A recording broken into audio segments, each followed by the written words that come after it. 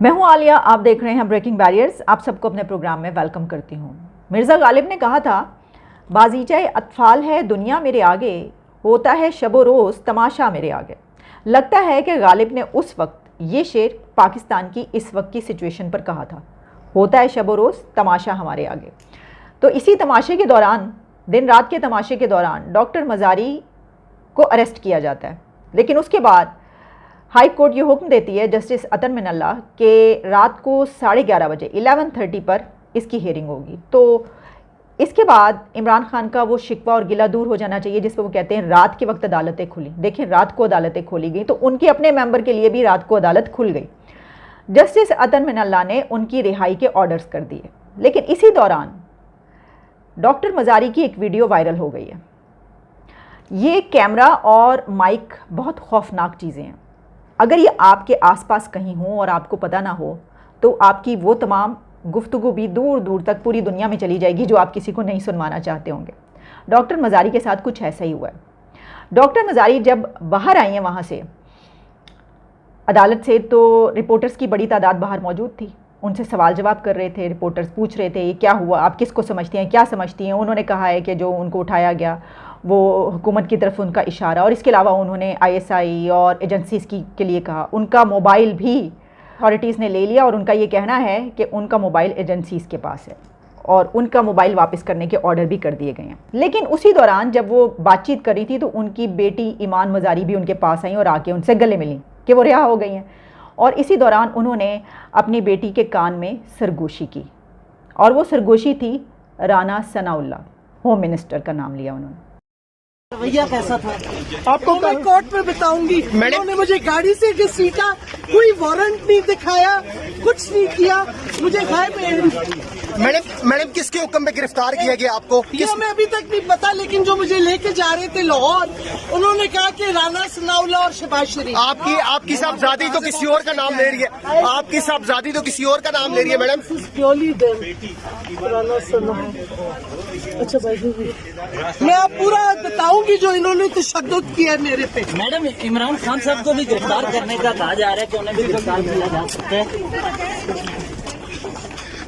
कितने लोगों को गिरफ्तार करेंगे? पूरी कौम निकली हुई है इन चोरों के खिलाफ और जो खुफिया इदारे हैं उनके खिलाफ। आपके रास्ता दे आपको पता था? नहीं भाई, मैं तो कहीं जा रही थी, मेरी गाड़ी रोकी, गाड़ी से घसीटा को साथ थाने वाले यूनिफॉर्म पुलिस वालों ने। मैडम ये नहीं समझती जो बोया वो काट रहे हैं, जो बोया वो काट रही है पीटीआई। जो आप ट्वीट्स कर रही एंटी करप्शन का मेरे फोन से क्या ताल्लुक? तो जिसने मेरा फोन छीना है, मुझे लगता है ये खुफिया एजेंसीज हैं जिन्होंने मेरा फ़ोन छीना है। और मैं वाज़ेह तौर पे कह रही हूँ, DGISPR, ये बंद करो हरकतें। हमें इम्पोर्टेड हुकूमत नामंजूर है और आप अगर मुलव्वस है उस कंस्पिरेसी में तो आप जवाब दें कौम को। और मेरा फ़ोन अगर आपके लोगों ने उठाया है, फौरी तौर पे वापस करें। मैडम जी और का नाम ले रही है मैडम। अच्छा भाई, मतलब ये लिया जा रहा है कि उन्होंने अपनी बेटी के कान में बाहर निकलते ही जो एक बात कही राना सनाउल्लाह, वो इसलिए कही कि वो उनको ये बता रही हैं कि तुमने राना सनाउल्लाह का नाम ही लेना है, कि ये सब कुछ जो करवाया है, उनकी गिरफ्तारी ये होम मिनिस्टर राना सनाउल्लाह ने करवाई है। वैसे तो हम जानते हैं कि ईमान मज़ारी बड़ी डाढ़ी हैं और वो बड़ी सच और हक की बात करती हैं, तो अब अपनी वालदा के कहने पर किसका नाम लेंगी? इससे पहले आप जानते हैं कि वो किसका नाम ले चुकी हैं। उन्होंने हुकूमत पर भी इल्ज़ाम लगाया था, साथ में उन्होंने एस्टैब्लिशमेंट जनरल बाजवा का नाम भी लिया था। लेकिन बाहर निकलते ही डॉक्टर मज़ारी उनको ये कहती हैं। अच्छा, इसके साथ ही उनसे एक रिपोर्टर ये भी पूछता है कि आपकी बेटी तो कुछ और कह रही है, तो इसी वजह से उन्होंने अपनी बेटी को ये कहा कि नहीं, और किसी का नाम नहीं लेना, यही नाम लेना। अब ये बात उनको उनकी पार्टी की तरफ से ये लाइन दी गई है कि आपने यही लाइन पकड़नी है कि इन लोगों पर इल्ज़ाम लगाना है। लेकिन वो उन्होंने किया क्या है कि ये कहकर उन्होंने असल में राना सनाउल्लाह को इस इल्ज़ाम से बरी कर दिया, ये कह के, क्योंकि वो तो अब यही कहेंगे कि देखें ये तो ज़बरदस्ती मेरा नाम ले रही हैं। तो जिसका भी काम होगा वो सामने तो आ ही जाएगा। लेकिन क्या 40,000 कनाल ज़मीन जिसका केस है ये, जिसके ऊपर उनको बार बार बुलाया जा रहा है या अथॉरिटीज़ की तरफ से जो ये कहा गया है एंटी करप्शन महकमे की तरफ से, तो क्या जस्टिस अतर मिनल्ला को फौरी तौर पर ये पता चल गया कि ये झूठा केस है या इसके ऊपर इन्वेस्टिगेशन करवाई गई है या होगी? क्योंकि इमरान खान तो फौरी तौर पर ये कहेंगे कि इतना पुराना केस मेरी मेंबर पे डाल दिया, मेरी टॉप पॉलिटिशियन पे 40-50 साल पुराना केस डाल दिया। तो बात ये है कि नवाज़ शरीफ पे जो केसेस इमरान खान ने डाले थे वो भी 40-50 साल पहले थे, वो भी नवाज़ शरीफ के दादा और फिर वालिद के दौर के वो कहते हैं कि जायदादें और वो सब कुछ था। तो इसी तरीके से शीरी मज़ारी का जो केस है वो भी है, तो फिर उसको देखा जाना चाहिए या नहीं देखा जाना चाहिए? लेकिन एक और दिलचस्प बात ये हुई कि हमारे लिए वैसे दिलचस्प है, डॉक्टर मज़ारी के लिए दिलचस्प बिल्कुल नहीं होगी, और हुआ कुछ यूँ कि उनका मोबाइल फ़ोन भी अथॉरिटीज़ ने ले लिया। और डॉक्टर मज़ारी का ये कहना है कि ये मोबाइल फ़ोन एजेंसीज़ के पास है, क्योंकि उन्होंने कहा कि जो लोग उनको पकड़ने के लिए आए थे उन अथॉरिटीज़ के साथ ISI का बंदा भी मौजूद था, एक आदमी, और उन्होंने कहा कि उनका मोबाइल ISI ने और एजेंसीज़ ने लिया। अब आप सोचिए कि उनका मोबाइल अगर एजेंसीज़ के पास है तो उसमें डॉक्टर मज़ारी के फ़ोन में एक तो क्या क्या कुछ होगा। इमरान खान साहब के साथ गुफ्तगू हो सकती है, वो चेयरमैन के साथ गुफ्तगू कर रही हों, चैट्स होंगी अपने पार्टी लीडर्स के साथ, बड़ी सीक्रेट डिस्कशंस हो सकती हैं, फ़ोन कॉल्स होंगी। तो अब तक वो तमाम डेटा कॉपी कर लिया गया होगा।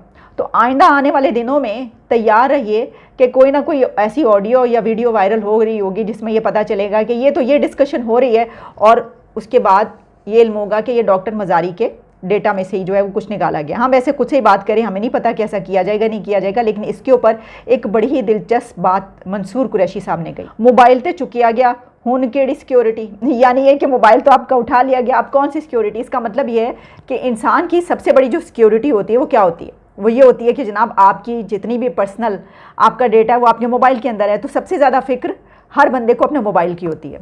तो मोबाइल के साथ तो डॉक्टर मज़ारी के साथ ये हो चुका है, लेकिन उनकी बेटी की तरफ से ये कहा गया है कि हमज़ा शहबाज की तरफ से ये सब कुछ नहीं किया गया। इसकी वजह यह है कि हमज़ा शहबाज ने ही उनकी रिहाई के ऑर्डर्स जारी किए थे।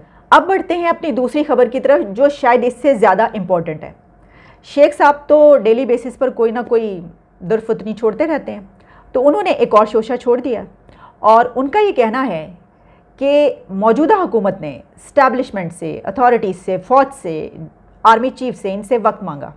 1.5 साल का वक्त इन्होंने मांगा कि हमें 1.5 साल दे दिया जाए, 1 से 1.5 साल, और इसमें हम इकॉनमी ठीक करेंगे, इकॉनमी भी ठीक कर लेंगे, और उसके नतीजे में ज़ाहिर है कि पाकिस्तान डिफ़ॉल्ट होने से भी बच जाएगा। जो इतनी तेज़ी से डिफ़ॉल्ट की तरफ जा रहे हैं उससे निकल आएंगे और पाकिस्तान को तरक्की की राह पर गामज़न किया जाएगा। तो दूसरी तरफ से इनकार कर दिया गया है, और उस तरफ से कहा गया है कि नहीं, इतना टाइम नहीं दिया जा सकता।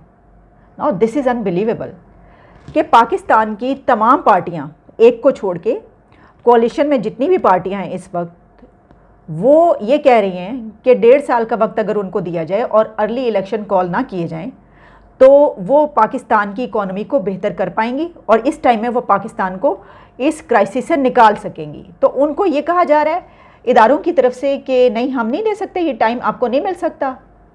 तो इसका मतलब है कि क्या जिस तरफ से शेख साहब ने ये कहा है वो ये चाह रहे हैं कि पाकिस्तान क्राइसिस से ना निकले, डिफ़ॉल्ट होने से ना बचे? क्या ये शेख साहब गलत बात कह रहे हैं, बेपर क्यों उड़ा रहे हैं, या वाकई ऐसा किया गया है? तो अगर तो हुकूमत भी जो ये कह रही है कि उनके ऊपर प्रेशर है कि इलेक्शन करवाएं, और इस बिना पर हुकूमत काफ़ी नाराज़ नज़र आ रही है, क्योंकि वो कह रहे हैं कि उनके ऊपर ये मलबा डाला जा रहा है, तो वो फिर इसको अपने सर पे क्यों उठाएं? लेकिन इस बात पर यकीन नहीं आ रहा कि वाकई, अच्छा अगर तो एक तो ये कि इदारे ऐसा कह नहीं सकते क्योंकि उनके डोमेन ये नहीं है, वो तो न्यूट्रल हो चुके हैं, वैसे तो उन्हीं का डोमेन है ये। अगर हम अपनी पास्ट और हिस्ट्री देखें तो असल में तो ये उन्हीं का डोमेन है, सियासत और पॉलिटिक्स। लेकिन अब तो ये कहा गया ना कि न्यूट्रलिटी है, तो न्यूट्रलिटी ख़त्म हो गई। जहाँ पर इतनी पार्टियाँ और इकट्ठे हो गई ये कह रही हैं, तो उनकी बात मानना तो बनता है। और फिर बात मानने की बात क्या हो, ये तो पॉलिटिशियंस का काम है, किसी से पूछने की बात नहीं है। यानी जिनसे पूछा जा रहा है उनसे क्यों पूछा जा रहा है, वो तो न्यूट्रल हैं। जहाँ पर न्यूट्रलिटी होगी वहाँ पर तो उनसे पूछने की ज़रूरत नहीं, क्योंकि वो पॉलिटिक्स से अलग हो गए, अलहदा हो गए। तो इसका मतलब क्या ये लिया जाए कि अभी तक पॉलिटिक्स से नहीं निकला गया, और पॉलिटिक्स में अभी तक जितने भी फैसले हो रहे हैं वो वहीं से हो रहे हैं जहाँ से हमेशा हुआ करते थे। चलिए इजाज़त दीजिए, दोबारा मुलाकात होती है।